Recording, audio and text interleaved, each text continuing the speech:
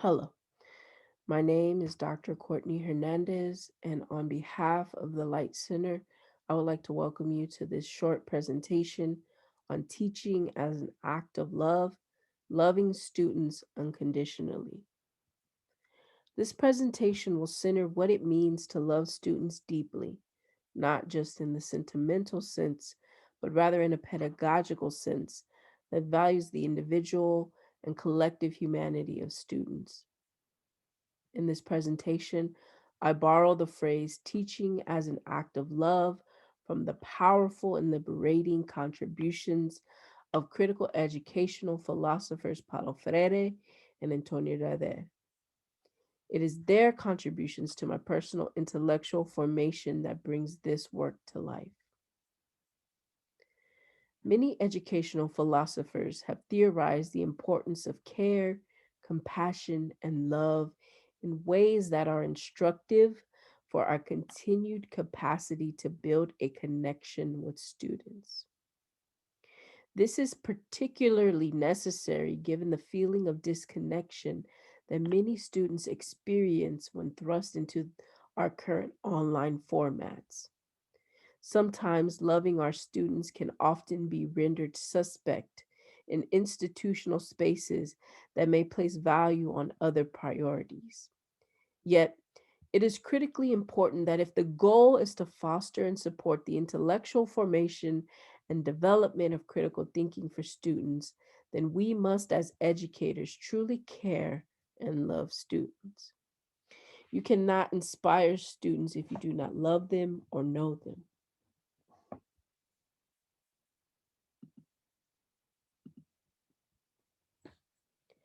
To begin, Paulo Freire, a Brazilian educational philosopher, once said, quote, "The final virtue, if possible, is the ability to love students in spite of everything. I don't mean a kind of soft or sweet love, but on the contrary, a very affirmative love, a love which accepts, a love for students which pushes us to go beyond, which makes us more and more responsible for our task." End quote. And that task, as Paulo Freire stated, is what he referred to as our true vocation in life, which is to strive to become more fully human, to honor the humanity of our students. Thus, love becomes essential for humanizing and liberatory practices.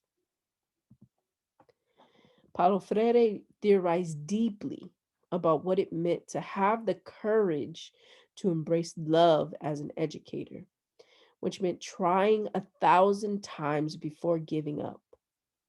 Consequently, what this required for educators was the capacity to love and to see students as human beings and not objects, the latter leading to dehumanizing conditions and practices in the classroom. Paulo Freire is well known for his seminal text, Pedagogy of the Oppressed, written in 1970, which has and continues to have a profound impact on educators.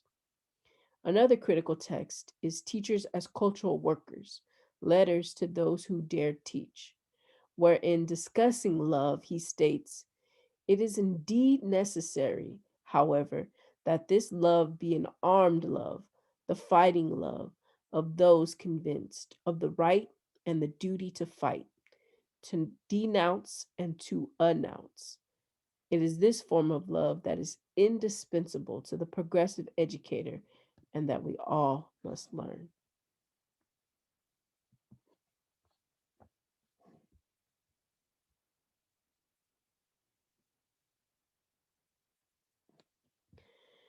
One critical question we must ask ourselves as educators is, are students being banked? One of the most dehumanizing practices that educators can actually enact in the classroom results in the form of what Paulo Freire termed banking education. In the banking concept of education, knowledge is a gift bestowed by those who consider themselves knowledgeable upon those whom they consider to know nothing. In order to assess whether our students are being subjected to forms of banking education, we must consider if students are becoming passive learners instead of active learners. This question is critical because if we only see students as mere receptacles to deposit our expert knowledge into, then we lose the opportunity to learn the knowledge that students hold. We disrespect their brilliance, and as educators, it is important to make space for students to think and rethink the knowledge they possess. Moreover, we have to examine the significance of our relationships with students. As Antonio Darder suggests, quote, many educators are so disconnected from the conditions of their students, especially students of color, and frightened by the racialized or class misconceptions they possess to allow themselves to genuinely know their students as vital human beings. Instead, students remain objects to be managed, manipulated, and controlled in ways that may eventually draw out of the student prescribed answers. And for Paulo Freire, that was part of the problem. End quote. Instead of prescribed answers, it is necessary to search for the organic knowledge that students produce and create knowledge together as a classroom. Additionally, quote, the way we treat our students has a lot to do with how we communicate to them the value of their life. This has much to do with the way we think about who they are. End quote. A good question to ask yourself as an educator is how often do you shut down students when they speak, question, or challenge you?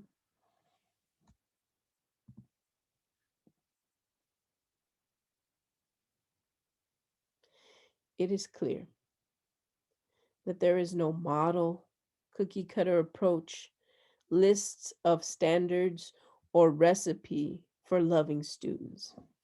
As educators, we must see all students as coming into the class possessing brilliance and recognize this in a way that communicates to students that they are respected and valued.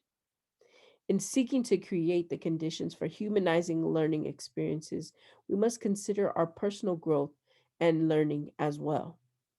As Paulo Freire states, quote, whoever teaches learns in the act of teaching, and whoever learns teaches in the act of learning, end quote.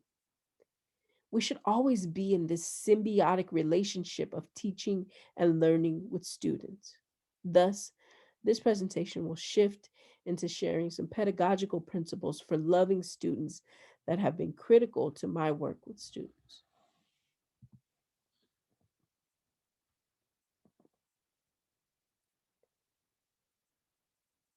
According to Bell Hooks, quote, when teachers teach with love, combining care, commitment, knowledge, responsibility, respect, and trust, we are often able to enter the classroom and go straight to the heart of the matter, which is knowing what to do on any given day to create the best climate for learning.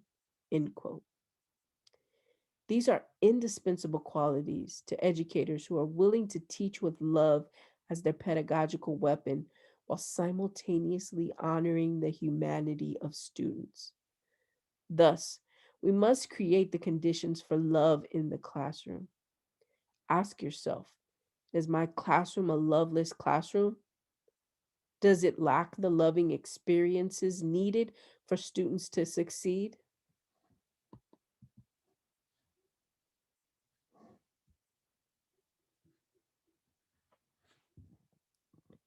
I will begin to share 6 critical principles for further discussion that are listed here.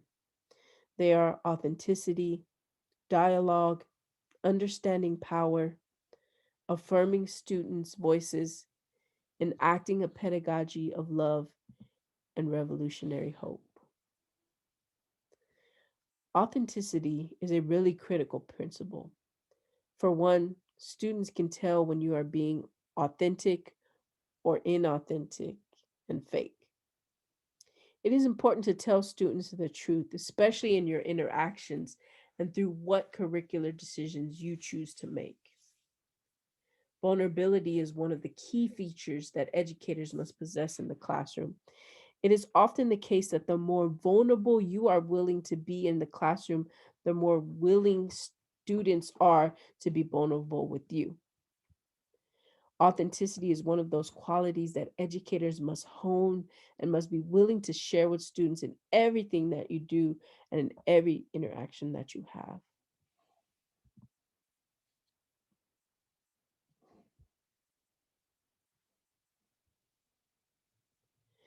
The next critical principle is dialogue. Oftentimes, students are shut down in the classroom. It is important to know your students, talk to them, and learn who they are. Try not to choose and make decisions for them, but rather discuss and negotiate with them in a true form of dialogue. If a student is struggling in your class, consider, have you asked them why? Do you have a relationship with them? And do you even care if they pass? The voice of students matter, especially to the co-construction of knowledge in the classroom space. As educators, you need their voice to create a powerful and humanizing learning experience for everyone in the classroom. And this is not an easy task, as it requires an ongoing commitment to being in dialogue with the students, even if it is a difficult choice or even if it seems too time consuming.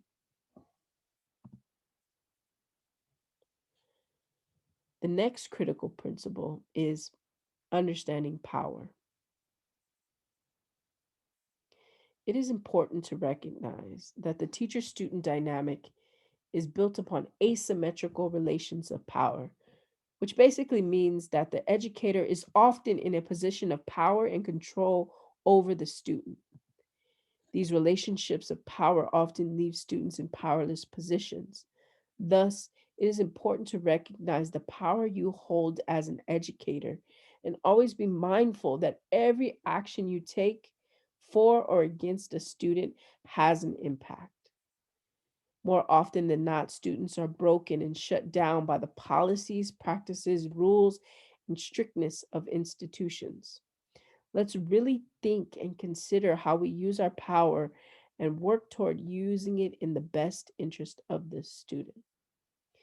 If you abuse your power or use it in a way that works against the student, oftentimes you can damage the relationship you have with that student.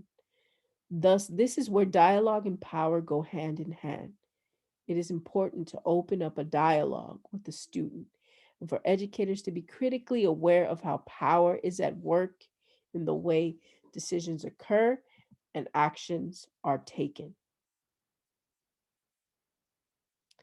The next critical principle is affirming students' voices, especially students of color who are often marginalized in educational spaces.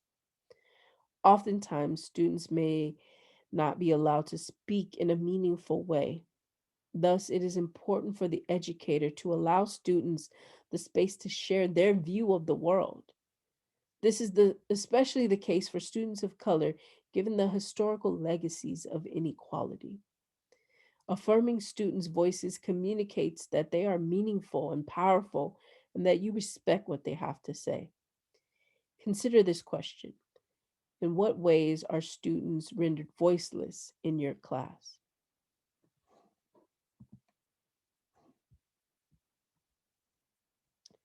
The next critical principle is enacting a pedagogy of love.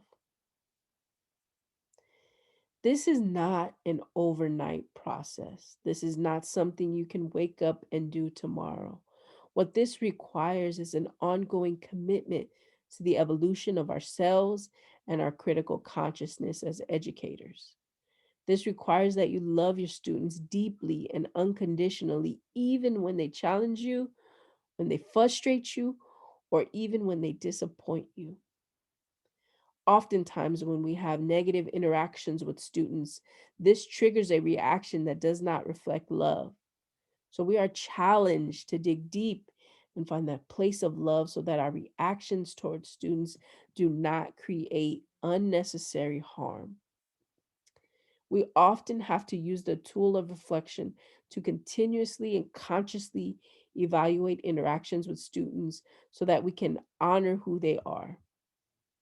Enacting a pedagogy of love requires a deep commitment to ensuring that we continue to value the humanity of all students that enter into our classroom space.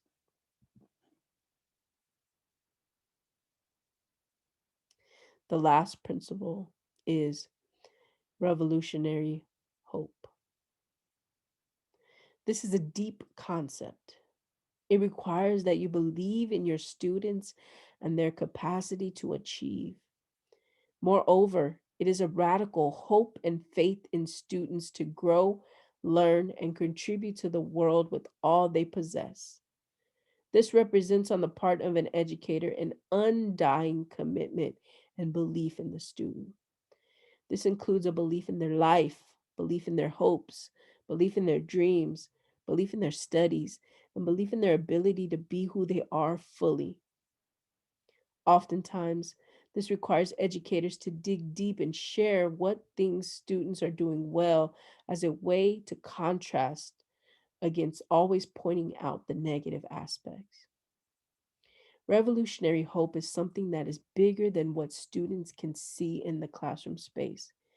It means that educators are willing to not give up on a student. It is a deeper aspect of love that we are often unable to understand and see.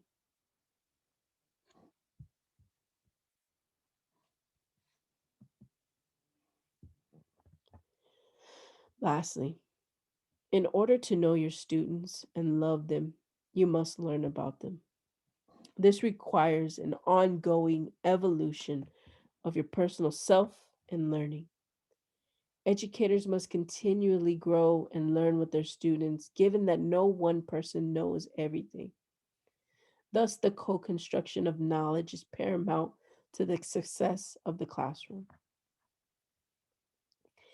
As Bettina Love stated in an article entitled, Dear White Teachers, You Can Love Your Black Students If You Don't Know Them, quote, for Black and Brown children in the United States, a major part of their schooling experience is associated with white female teachers who have no understanding of their culture.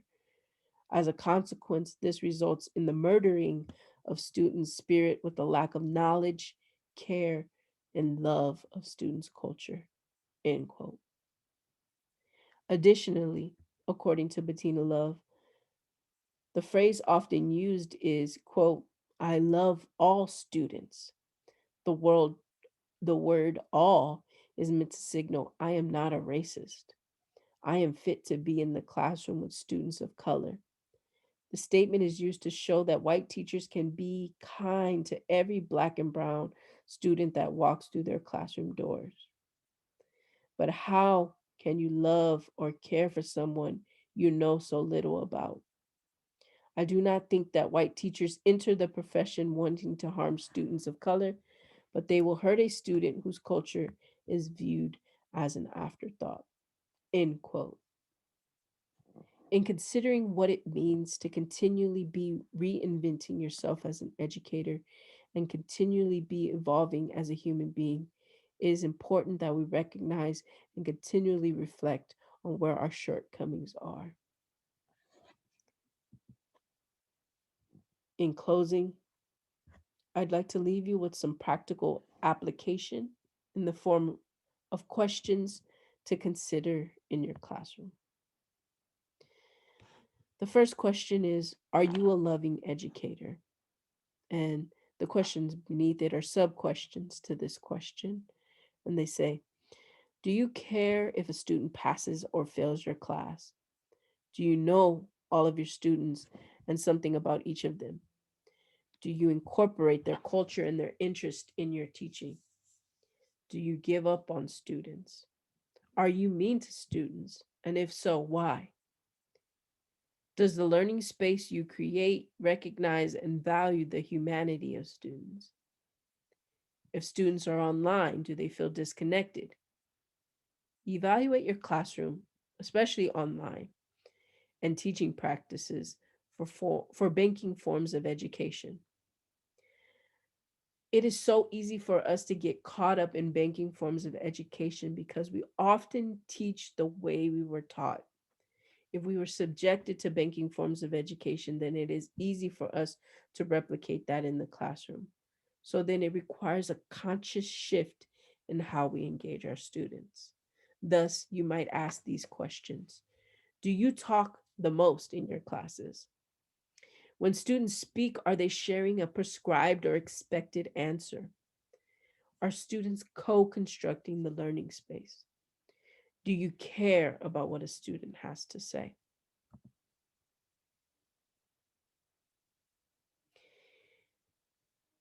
A few more questions that you might consider are: do you think students believe you are authentic? What does dialogue look like in your classroom? How many times do you shut students down when they are expressing themselves? Do you recognize the power you hold? Have students been hurt negatively? Have students been hurt or negatively impacted by decisions you have made? Do you believe love is important to enact in your pedagogical practices? Do you have hope for your students? How many students are failing your class? What have you done to support them? Have you given up on students? What will you do today to learn more about the different cultures that students bring into the classroom?